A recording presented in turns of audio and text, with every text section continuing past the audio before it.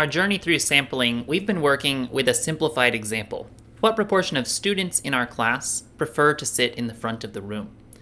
We'll now turn to a real question, the unemployment rate in the United States. Imagine that you are the Bureau of Labor Statistics. You want to estimate the proportion of the labor force who's unemployed. How would you design a sample to estimate unemployment? What would be your sampling frame? How would you define sampling probabilities? How would you actually reach out to the respondents, your mode of data collection? What would you do if people didn't respond to your survey? In class, we got some ideas about this as a whole. Then we turned to how the Bureau of Labor Statistics actually conducts the current population survey to estimate the unemployment rate. Now, some of the details on this slide are going to be complicated. It's a really complex survey design, and so you're not going to understand all the steps. What's important is to see that they made some choices to represent the population while balancing those choices against cost. You'll also see that this is really high quality data, which is one reason it's so awesome that we're going to be able to use it with a freely available public resource.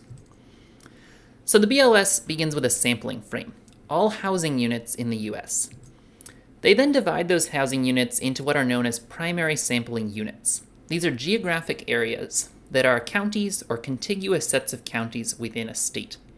So when they draw the sample, they don't actually start out by sampling people.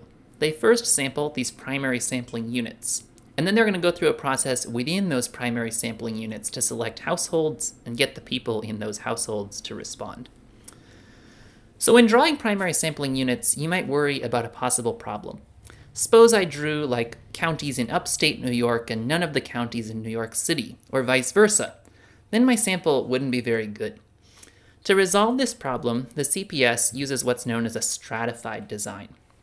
They first stratify these primary sampling units into strata that have similar characteristics. So to run with this simple example here, we might have one strata be the counties in New York City and another strata be the counties in upstate New York. Then when they sample one primary sampling unit per stratum, they know they're sure to get one of the counties in New York City and sure to get one in upstate. Now, in fact, the strata are a little more complicated than this, but they do generally include the most populous primary sampling unit within each state. And then they also include another stratum that has the other sampling units within that state. So then within those primary sampling units, they sample geographic clusters of housing units. So once they've sampled a primary sampling unit, which is like a county, then they sample like basically cities within that county. These are housing unit regions that are all kind of close together. The reason for this is cost considerations. It's really costly to send enumerators out like crisscrossing all over states to find housing units that are very spread out from one another.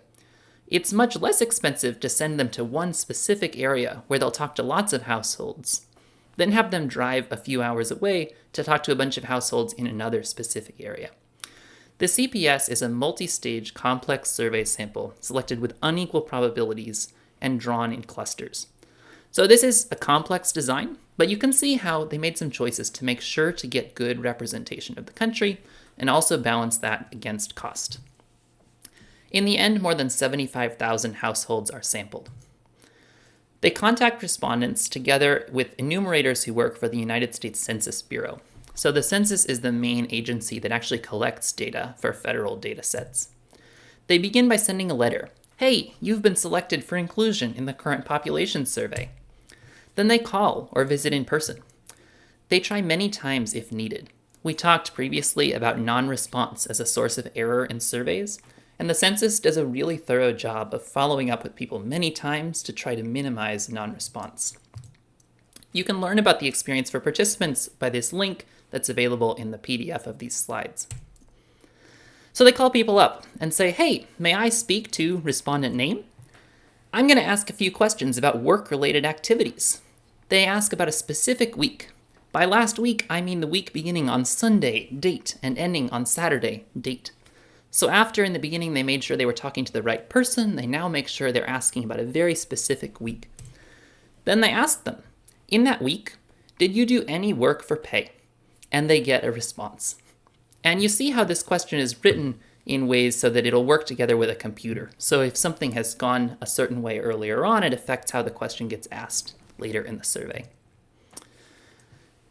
The CPS happens every month. This allows the survey to track unemployment as it changes month to month. But once per year, there's a much larger survey. That's known as the March Supplement or the Annual Social and Economic Supplement. This is an extended survey that asks them questions like, how much did you earn from this employer before taxes and other deductions during the entire last calendar year? In this class, we'll often study the Annual Social and Economic Supplement because it has just many more questions than the monthly Current Population Survey has. In terms of how folks get included in the monthly CPS and the ASEC, it's a system known as rotating panels. So if you're initially sampled and you get that letter saying you're included in the Current Population Survey, you might get that in December. You're then asked about your employment in December, and then they actually call you again in January, February, and March. And so they get the same people to respond for 4 months in a row. Then they give those people 8 months off, and then they call them again for 4 more months. So an advantage of this is that we can ask questions where people are tracked over time, because the same person responds for several sequential months. There's also some cost savings here because people who are sampled, you know where they are, you've already gotten them bought into the survey, and then you can ask them this question again for several months to come. Now, to ensure it's not just the same set of people always answering, what happens is that these panels rotate. So every month a new set of people joins the CPS, and a new set of people leaves the CPS. Whoever's in the sample in March answers this survey, the March Social and Economic Supplement. Something that's good to know for your independent projects is that it is possible to map people who answer one March supplement to their answers in another March supplement if you want to answer questions about people's responses as they change from one year to the next. So the CPS is only one of many surveys in the federal statistical system.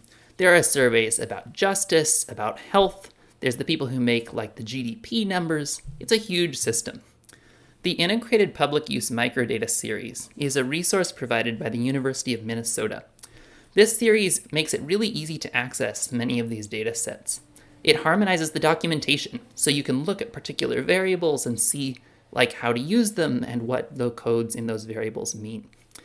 You can make comparisons over history because IPUMS has harmonized these data sets over many years.